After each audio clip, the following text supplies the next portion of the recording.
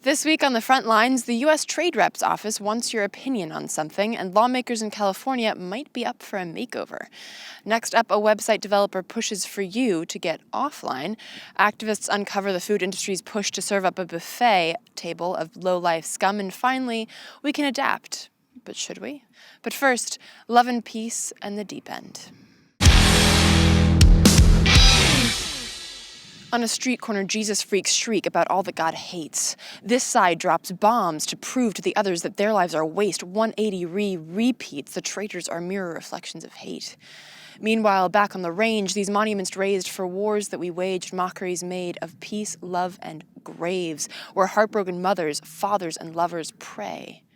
Pray for a day when that same God will make stairways to heaven that'll end all this pain, raise from the ashes the hope that we gave, traded for bullets, told this insane. As homes and hopes cave, schools then became like video games. A shooting range, kids either dead or dumb, look what we've made. Terror porn sells like sex in a church. Love is a word for Instagram posts and trendy new shirts. Like peace and a namaste, what do you really say when you say peace and love? These words aren't empty, they're deep and they're messy, made to be meek by the ways that we treat the idea that we could ever be really at peace or in love. Because love is a revolution. It's revolutionary because how can you tell one who loves that hate is the way, that worth is but measured in what one would pay? How can you tell peace that war is the answer, that the cure for your cancer is always more cancer? How many cards vapidly charge that love always wins and peace is our hope for the world? And let's see how many passively vote for the active wars, wrap guns in love and peace just so they will not see. Blindly we cheer as the soldiers shoot fear into our hearts and minds as the bullets zip by. Christmas cards fade with a peace-love cliche. Flowers on graves, Jesus freaks shrieking about all that God hates. Bombs laid to waste, the ones that, like us, the government named waste. Like old Christmas cards, what a waste. And yes, what a shame that hypocrisy runs so deep and so far, keeps us from seeing how fucked up we are. And here in this shallow pool waiting, we take the bait. Depth so not worth the wait. More guns, more steel, real service judged by who and how many you kill. But what would serve better than love? What would serve better than peace? What would do better for we, you and me, than bombs never dropped, gods never called, hate left off treaties, and monuments raised for true love? Worth that you can't count or pay, and this isn't just a hippie conjecture or jive, a kumbaya song recontrived. This is common sense, the painful lament we don't use any, don't recognize logic except now to bomb it, that our system's afraid of real love and peace, 'cause their depths destroy. The vapid and plastic, the shallow dumb ploy, the buy more and hope for a simple straight life with a house and a wife, a kid and a job, maybe a cat or a dog. Deep love is scary, real peace a fairy tale, not for our times, our nature is crime, our hearts must be tame, never wild. To serve is to do as you're told, and the shallow end won't break the mold. Go to the depths, we can't save you. You're rogue and you're foolish for taking the risk. Look at this. Security needs that emboldened retreat of trust in real love and real peace, for love is revolution. Revolutionary because no one who falls and misses the floor, no one who falls and feels a passion to live for will want to kill or die just so your hate flag can fly. Because love can't be bought, peace can't be turned, and once you have soaked yourself thick in this capitalist sin, you won't care about all that God hates. You won't want to drop bombs, think others a waste. You won't glorify wars that need not be waged. You'll make waves, crashing from depths that know war's a waste, that know there is no God, and if there is, why would it hate, that see the hypocrisy naked and clear, that see what the shallow ones really do fear, is true love and peace, the depths they can't see. Jump in. From tweets to marching in the streets, this is Act Out.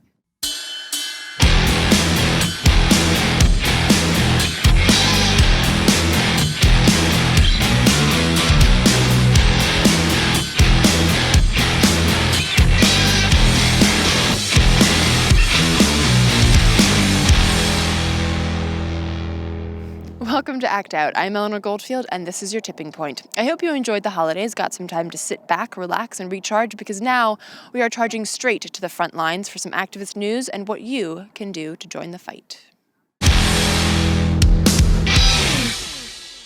Next up, let's visit an old enemy and talk TPP. If your New Year's resolution has brought you here for the first time, welcome. And if you need some more info on the TPP, please check out one of our earlier videos on the subject. For the sake of brevity and in order to avoid too much redundancy, I'll say this. The TPP is the monster trade deal that will corporatize every facet of your life, from the food you eat to the air you breathe to the jobs you have and the kids you raise. And since this contemptible creature from the corporate tycoons slopped onto our political stage several years ago, activists have been fiercely battling its passage. The importance of this monster cannot be over-exaggerated. And if there's only one thing, one little tiny bitty thing that you do to help stop it this week, today, this month, do this. Until January 13th, the U.S. Trade Rep's office is accepting public comments on the impact of the TPP agreement on U.S. employment, including labor markets. Now, U.S. employment is but one of the many slices of life that the TPP has in its crosshairs, but it is undoubtedly an important one. The fight for livable wages, the right to unionize, safe working conditions, and things half the world takes for granted, like paid maternity and paternity leave, make the issue of U.S. employment and labor ripe for commentary and protest. So with that in mind, head to flushthetpp.org and find out how to leave your comment, get some facts and figures to include in your message, and even snag a copy and paste comment. The direct link to the how-to page will also be up on our Facebook page, which you can check out. And speaking of which, at the end of this segment, check out a few examples of memes that you can use to post on Facebook and Twitter. Between now and January 13th, comment, post, repeat. Wax on, wax off.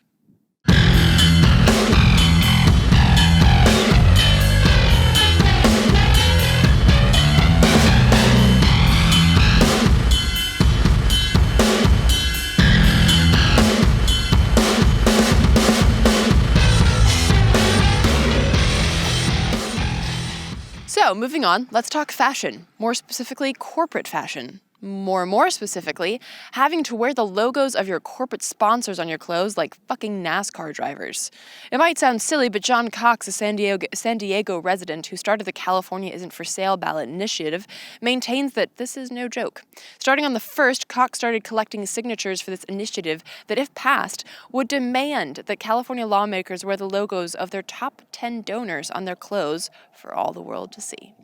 Now, of course, that does sound pretty ridiculous, but doesn't it sound even more ridiculous that our lawmakers should be allowed to take money from fat cats and corporations, trade money for deals, and let we, the people, go suck on the end of an oil pipeline, and do all of this behind closed doors?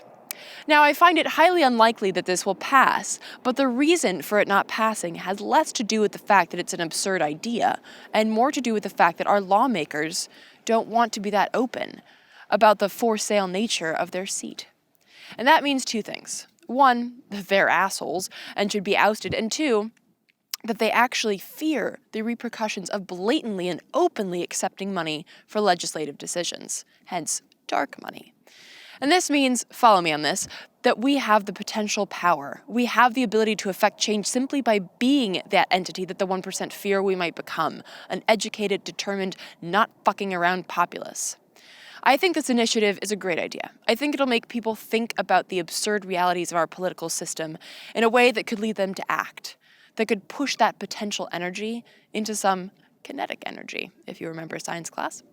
In other words, I think this is a badass piece of creative activism simply because it doesn't matter at all whether or not it passes. It shows the crooked corruption of the system while simultaneously showing how we, the people, might begin to affect change through creativity and the system's own workings. John, a big fuck yeah to you, my friend. And for those of you who feel inspired by this move to unmask the corporate sponsors of our public servants, unfortunately, I don't have quite enough time to get into the specific steps for a ballot initiative, but I can suggest that you... Moving along those front lines, one of the issues in today's activism is how to find people. How to find people in the real world that you can actually join forces with and do more than just share a few Facebook posts lamenting the loss of liberty. But what if you could use a possible pitfall in order to create those connections? What if you could use the digital world to pointedly manifest physical activism, beyond the cumbersome Facebook event or nebulous hashtags? That's something that Matt, website developer and founder of Community Connector, not only asked, but then answered. The idea behind Community Connector is to use a digital platform in order to find and connect with those in your area with similar socio-political objectives. It's hard to talk when it's cold. Based on your skills, your specific community's needs, and your available resources, you then launch into physical action, taking the talk from the digital realm to the real world. Earlier, I spoke with Matt about this project, his hopes on bringing people together, calming activist infighting, and why we need to rely more on our local communities and less on the digital world. Take a look. The way it really came about for me was, I went through a sort of an awakening process, if you like many people do. And I sort of suddenly found myself aware of all these things in the world, all these problems and things. And I felt quite isolated because I had a sort of an online community of people who I was talking to on sort of Facebook and things. And I didn't actually really know anyone to sort of speak to, in the real world and about these things. So I thought, wouldn't it be great to actually find out if there are other people in my local town here who are also sort of aware of the things that I'm aware of. And that's kind of where the idea kind of came about, I guess. So that's fantastic. So it's basically like an activist version of Meetup.com. Yeah, I would say so. I mean, it's evolved slightly into slightly more of a sort of a social media platform, if you like, as well, in that you've got the kind of sort of fairly familiar sort of Facebook style, sort of status feed and things where you can put messages up there in a similar way to Facebook.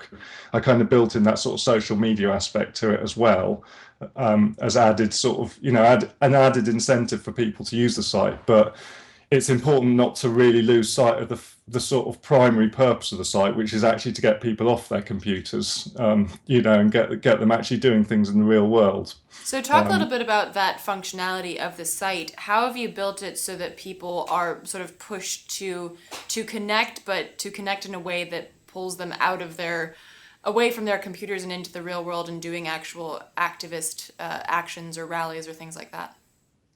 Yeah, I mean, I think I think the key is just getting people to make that initial meeting, because I think when people do meet, there's something that happens when people meet. I mean, we did it here. We had a small meeting in a local pub here where sort of 5 or 6 people turned up, and when you get people together, that's where the sort of people really start to talk about actually doing things. I mean, the way I've actually developed the site, because another aspect of it is another problem that I see at the moment is that we have lots of groups, lots of different activist groups, and they're all focused on their niche, their little topic. So you've maybe got the anti-fracking movement, and you've got the anti-austerity movement.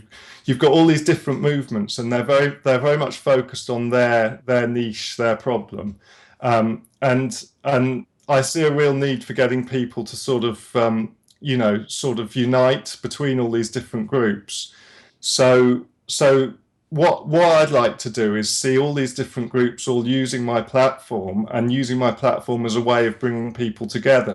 I've been quite frustrated over the last sort of year or two with all the sort of infighting that seems to happen between groups.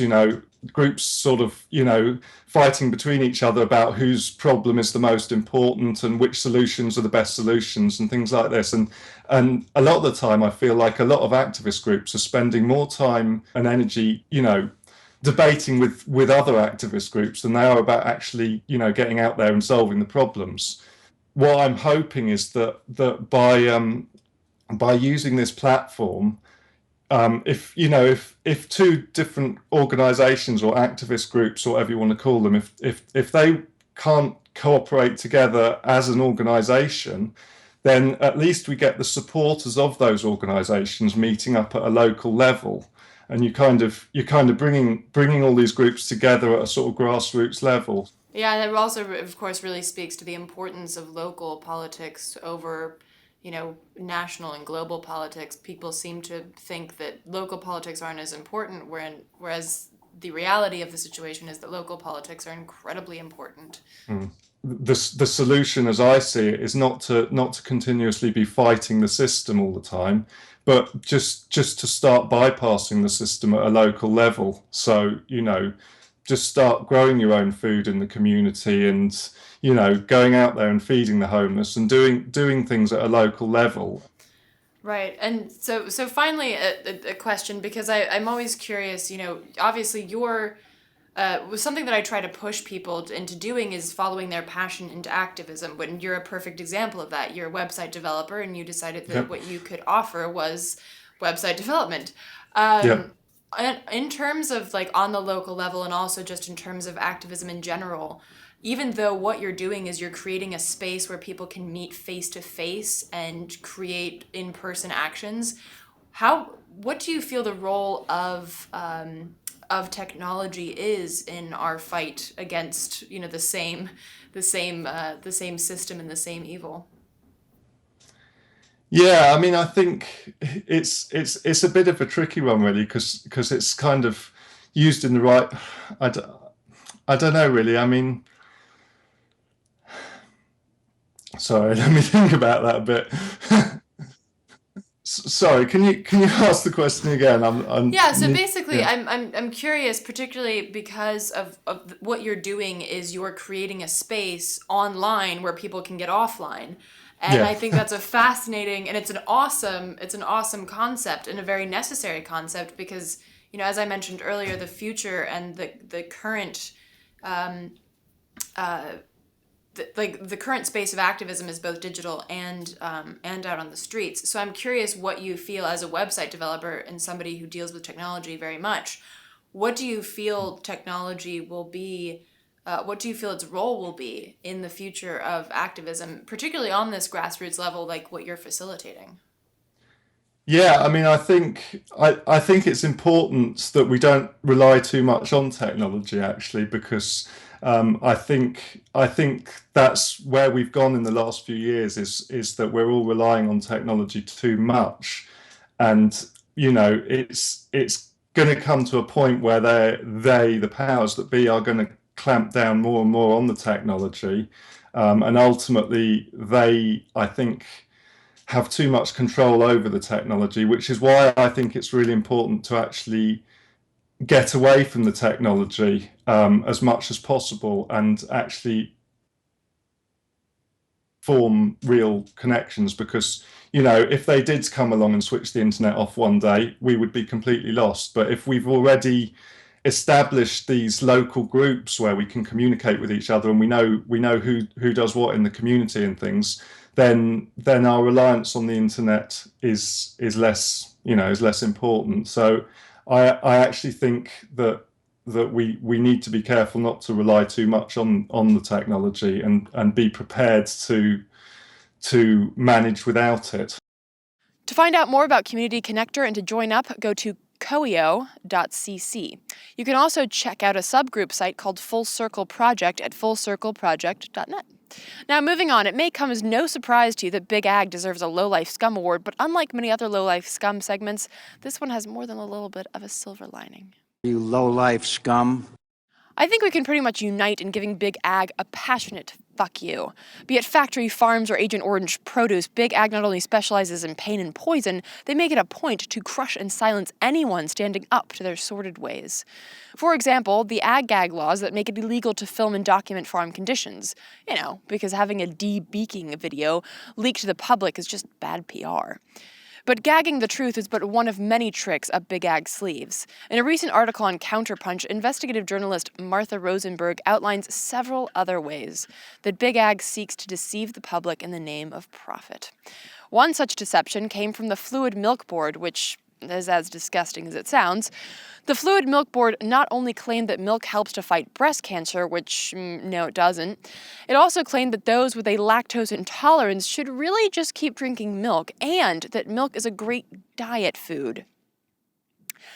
In case you're wondering, both of those are not true. The last claim actually got them a slap on the wrist, but fuck me if you don't still see lithe, lactose-lipped lovelies gracing the pages of magazines claiming that they owe their figure to drinking daily doses of whole milk as opposed to their daily training sessions, combined with never eating a piece of food that hasn't first hit a scale and been blessed by an overpriced nutritionist. That's really how it works. But when it comes to backing up their claims, Big Ag isn't going to leave that up to a rogue third-party research group. Fuck no. You gotta keep that shit in-house.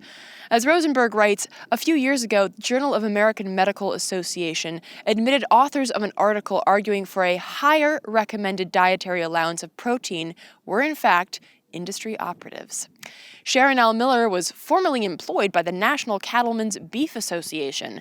And author Robert R. Wolfe, Ph.D., received money from the Egg Nutrition Center, the National Dairy Council, the National Pork Board, and the Beef Checkoff. Through the National Cattlemen's Beef Association, set a correction. Miller's email address was, in fact, smiller@beef.org, which should have been the GMA editor's first tip-off. You think? I would ordinarily say that the biggest friend to corporate malfeasance is our apathy, but maybe it's our fucking stupidity. And yet, even though these tawdry tricks earn them some time, some ground, some power, Rosenberg's point is that Big Ag wouldn't jump through these hoops if they weren't worried about that same aforementioned power of the people. She brings up the resignation of American Egg Board CEO Joanne Ivey, who stepped down after a string of emails came to light, showing how she tried to strong-arm markets from carrying vegan, egg-free mayo alternatives. And why would she care about that? Well, because when given the chance and the choice, people want shit that's GMO-free. People want food that wasn't born, raised, and slaughtered in a cage pumped full of antibiotics. People don't want this. People want food. And people are willing to fight for their right to eat food, good, healthy, wholesome food. As with the corporate logo initiative, the low-life scum workings of Big Ag prove that we have the power, and the corporate goons know it. And before you use this little pep talk rant as a collective sigh and a, oh good, I can just carry on as usual, no, I mean you. You need to be the one to shift from potential to kinetic. You need to be the one to prove those shriveled, soulless pieces of corporate shit right. In thinking that we are dangerous. They have a lot of tricks up their sleeves, but in the end, that's all they are. Smoke and mirrors, a sleight of the hand to deceive and confuse, knowing that if we get our shit together, no amount of hidden aces can save them. So, to get your shit together and join the fight against Big Ag and their shady fucking tricks, here are a few places you can go to specializing in the food fight. Hard to talk when it's so cold. March Against Monsanto is a huge one that you've probably heard of. Each year they hold a literal march against the Big Ag giant that brought you Agent Orange, Roundup, and your poisoned dinner. Not only that, but they offer a wealth of information, including GMO alternatives and links such as Shop Against Monsanto, where you can find a 100% GMO-free product selection. Tasty. And be sure to mark your calendars for May 21st of this year. That's the date of the worldwide March Against Monsanto, a chance for people to flex that kinetic power. I swear it's so cold I can barely move my mouth. Climate change. Another few places to look in the fight against Big Ag, Non-GMO Project, Food and Water Watch, and if you go to our Facebook page, we've posted the link to a long list of non-GMO organizations across the states so you can peruse at your leisure. Find the one that speaks to you and jump onto the front lines of the food fight. Before we wrap up today, literally why I want to wrap up, I want to talk human adaptability. We humans have an incredible ability to adapt to a lot of situations. The aforementioned GMOs are a good example. How did we go from eating and expecting to eat real food to accepting this? Because it seems more convenient and because we have learned to not only adapt to our surroundings, but adapt our surroundings to fit us. And while it may seem that we twist and contort nature more than we do ourselves, it's not just that we have found a way to adapt our world to fit in with our quote-unquote progressing paradigms. It's that we accept these conveniences. We accept these shortcuts to thinking and feeling, the shallow end versus the deep end, because we too are just as adaptable as our surroundings. Unions are no longer a thing?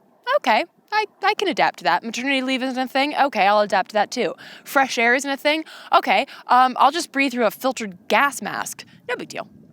Adaptability can and has been a tremendous plus for humanity. It's allowed us to survive extreme conditions, food shortages, physical and mental pain. However, it's also allowed us to accept the many causes of these trials: war, inequality, climate change, dictatorial and oppressive regimes.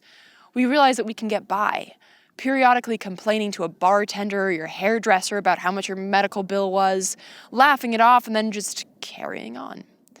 In this case, adaptability is dangerous. The frog in the slowly warming pot of water may be adaptable, but I doubt it would share your appreciation of its pliancy once you're serving frog legs for dinner. In other words, adaptability has helped us survive, but it can also help us die.